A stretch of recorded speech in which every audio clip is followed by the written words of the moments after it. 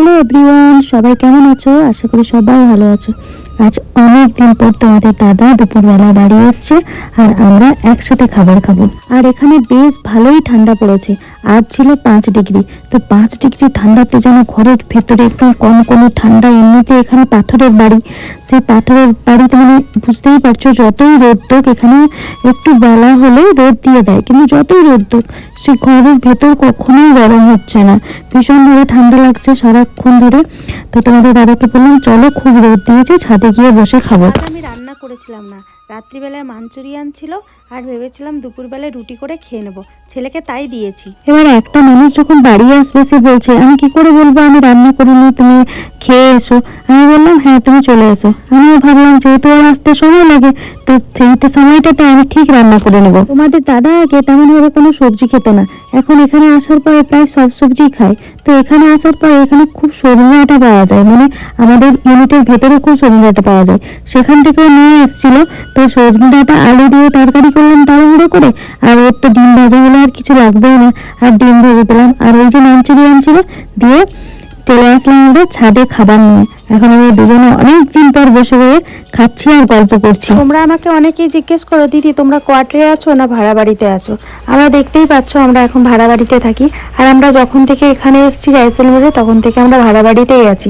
আমরা কোয়ার্টার নিইনি বলতে মাঝখানে আমরা একবার কোয়ার্টার পেয়েছিলাম, তো টিনের সেটের কোয়ার্টার বলে ওই কোয়ার্টার আমরা নিলাম না, কারণ আমরা ভেবেছিলাম যে এখানে গরমকালে ভীষণভাবে গরম পড়ে, তো তাই ভাবলাম টিনের সেটে হয়তো থাকতে পারবো না। কিন্তু পরে জানলাম যে অনেকেই ওই টিনের সেটে থাকে, তেমন গরম লাগে না। কিন্তু আমরা ওই সময় বাদ দিয়ে দিয়েছি, ভেবেছিলাম পরে নেব, কিন্তু পরে আর কবে নেব, এখান থেকে আমাদের প্রায় যাওয়ার সময় হয়েই গেছে। দেখতে দেখতে কেমন সময়গুলো কেটে যায় বলো।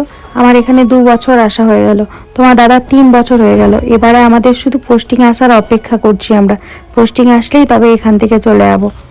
জয়সলমের জায়গাটা খুব সুন্দর, ঘোরার জন্য তো একদম পারফেক্ট।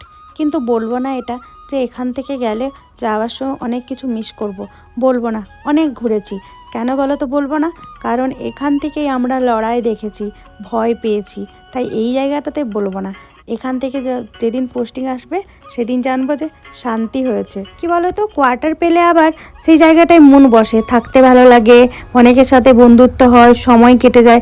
যেহেতু এখানে কোয়ার্টার পাইনি, তবে এটা বলবো না যে এখানে আমাদের বন্ধুত্ব হয়নি, এখানেও আমাদের ভালো বন্ধুত্ব হয়েছে। যারা আমার ভিডিও দেখো তারা জানবে এখানে আমাদের কত বাঙালির সাথে মিলে মিশে আমরা কত পার্টি করি, সেইগুলোকে মিস করব, অবশ্যই মিস করব।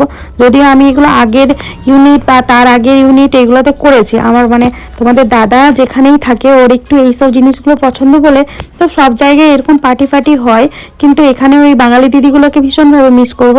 তবু বলবো যে এই জায়গাটাতে যেহেতু আমি দূরেই থাকি, ওদের থেকে দূরেই থাকি, ওদের মুখগুলো আমি হয়তো মাসে একবার কি 2 মাসে একবার দেখতে পাই, তাই আমার না এখানে জয়সলমেরে তেমনভাবে কারোর সাথেই খুব যে গভীর বন্ধুত্ব মনে প্রাণে ওরকমভাবে বন্ধুত্ব কারোর সাথেই হয়নি।